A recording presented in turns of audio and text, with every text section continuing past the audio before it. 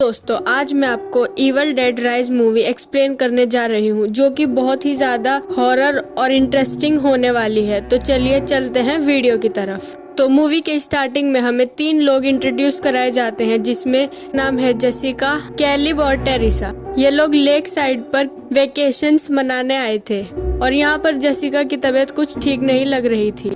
Teresa Jessica को check करने जाती है जहाँ पर जेसिका सो रही होती है और यहाँ हम टेरेसा को विदरिंग हाइट नाम की एक बुक पढ़ते देखते हैं। आपको बता दूं कि ये बुक एक्चुअली में एग्जिस्ट करती है जिसे 1847 में एमिली बॉन्ड ने लिखी थी और इसे one of the greatest novel माना जाता है। और तभी अचानक से जेसिका उठ जाती है और अजीब सी आवाज में वो बुक की लाइंस रीड करने लगती है। टेरिसा उसे चेक करने उसके करीब जाती है और अचानक ही जेसिका उसके सर के बाल नोच डालती है। टेरिसा भागते हुए बाहर जाती है जहां कैलिब ड्रोन उड़ा रहा था और जेसिका वहां आकर ड्रोन से खुद को मारती है और पानी में गिर जाती है। और कैलिब जेसिका को बचाने के लिए पानी में कूदता है, लेकिन पानी के अंदर जेसिका कैलिब का सर धड़ से अलग कर देती है और उसे पानी के ऊपर फेंक देती है और वो खुद पानी के ऊपर लेविटेट करने लग जाती है। टेरिसा ये सब देखकर चिल्ला रही होती है और बहुत डर जाती है और यहीं पे मूवी का इंट्रो टाइटल आता है और यहीं से ये मूवी स्टार्ट हो जाती है। अब यहाँ से कहानी एक दिन पहले लेके जाते हैं जहाँ हम बेथ नामक एक लेडी को क्लब में देखते हैं जो खुद को प्रेगनेंसी के लिए बाथरूम में चेक कर रही होती है और वो प्रेग्नेंट थी भी। और यहाँ हम बेथ की सिस्टर एली को देखते हैं और यहाँ हम एली के परिवार से इंट्रोड्यूस होते हैं। एली के 3 बच्चे होते हैं जिसमें बड़े लड़के का नाम डैनी, ब्रिजिट और यंगेस्ट लड़की कैसी।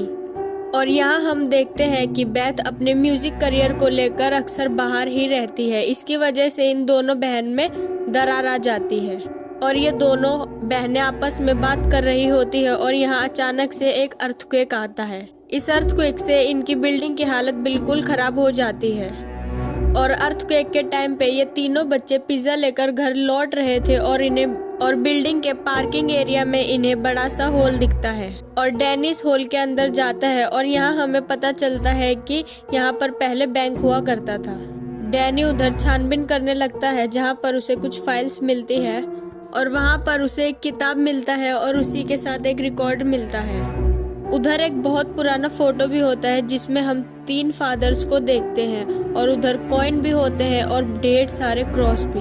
और वो उस बुक को और उस रिकॉर्ड को अपने साथ ले आता है और ब्रिजिट उसे ऐसा करने से मना कर रही थी और घर पर आकर डैनी उस बुक को खोलने की कोशिश करता है जिस पर बहुत से अजीब से दांत थे और इन्हीं नुकीले दांतों की वजह से डैनी के हाथ पर कट लगता है और कट लगने की वजह से खून निकलता है और वो सारी बुक के पेज पर गिर जाता है और खून किताब को सोख लेता है। इसके बाद ये किताब अपने आप खुल जाती है और इसके अंदर बहुत भयानक सी पिक्चर्स बनी हुई थी। ब्रिजिट अब भी डैनी को ये सब करने से मना कर रही थी, लेकिन डैनी उसकी एक नहीं सुनता।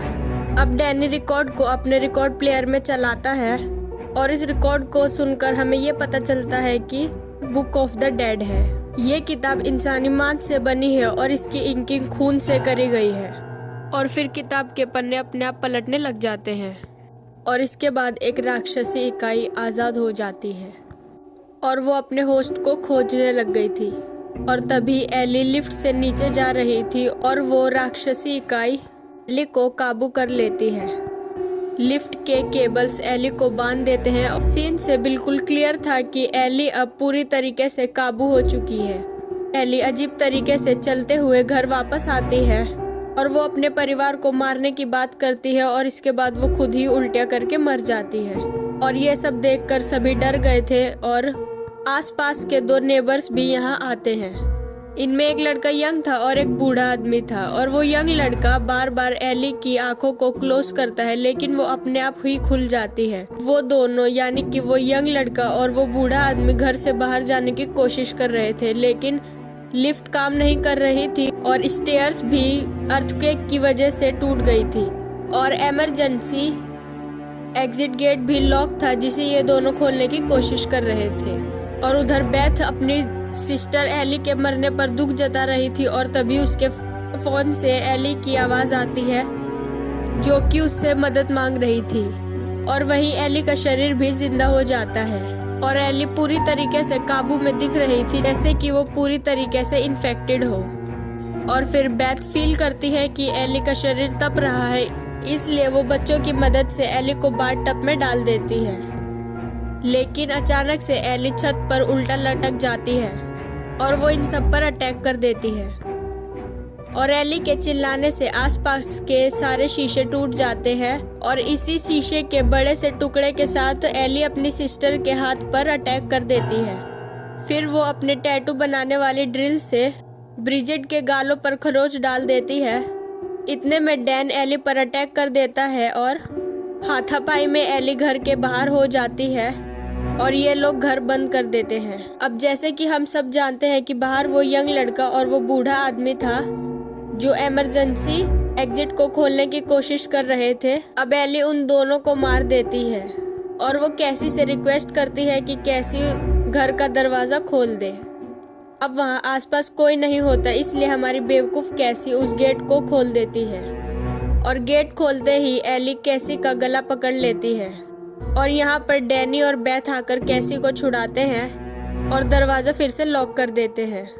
और यहीं पर ब्रिज को जो कट लगा था वो इन्फेक्ट होने लगता है और उसके कान, नाक, आँख, मुंह में से सब में से काला लिक्विड निकलने लगता है।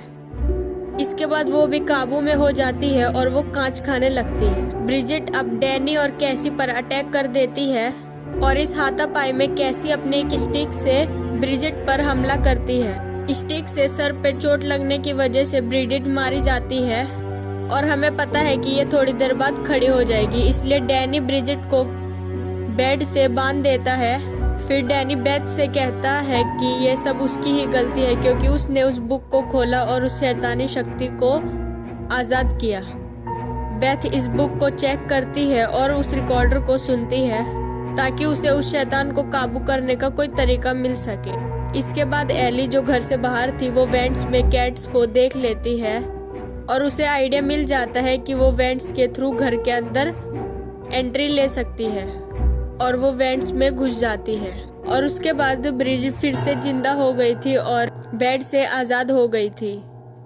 और इसके बाद वो डैनी पर हमला करती है और वो डैनी के ऊपर खून की उल्टी कर देती है और फिर डैनी स्प्रे और फायर की मदद से ब्रिजिट को जला देता है।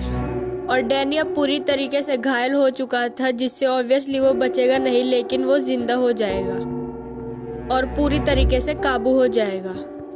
और एली वेंट की मदद से घर में एंट्री लेती है और वो बेथ के ऊपर अटैक कर देती है। एली के अंदर का राक्षस समझ जाता है कि वो प्रेग्नेंट थी और वो उसके पेट को नोचने की कोशिश करती है और वो ये कहती है कि आज वो 2 सोल्स को मारेगी।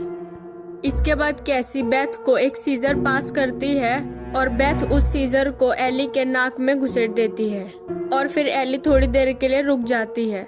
दरअसल काबू इंसान के सर के ऊपर अटैक करने से ये थोड़ी देर रुक जाते हैं।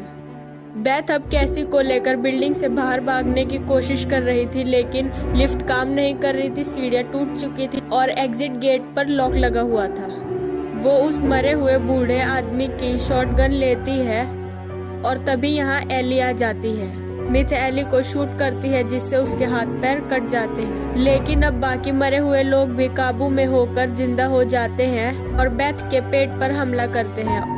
और ऐसे में बेथ कैजी के साथ लिफ्ट में घुस जाती है और लिफ्ट अपने आप चालू हो जाती है और फिर लिफ्ट में खून भरना स्टार्ट हो जाता है और जब तक लिफ्ट नीचे पहुंचती है तब तक लिफ्ट में खून की बौछार होने लगती है, जिसके साथ बेथ और कैसी भी बाहर गिर जाती है। और फिर बेथ और कैसी कार में भागने की कोशिश करते हैं, लेकिन कार स्टार्ट होने के बावजूद भी आगे नहीं बढ़ती। तभी हम एली को देखते हैं जिसके शरीर में सारे लोग मर्ज हो गए थे और मिलकर ये किसी स्पाइडर डीमन की तरह दिख रहे थे।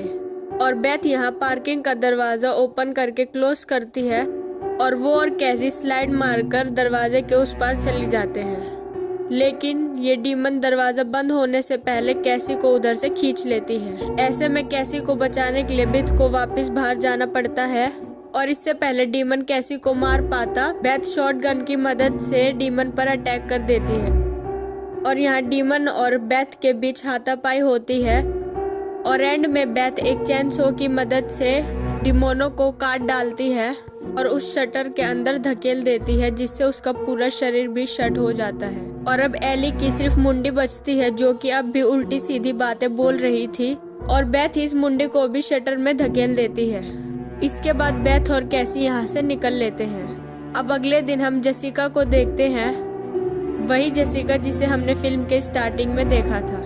जेसिका उसी बिल्डिंग में रहती थी और वो कार पार्किंग एरिया में आती है ताकि वो टेरिसा के साथ वेकेशंस पर जा सके। फिलहाल वो वीडियो कॉल पर टेरिसा से बात कर रही थी और वो उसे पिक करने जा रही थी और उसे पार्किंग एरिया में खून वगैरह दिखता है और वो काफी डर जाती है।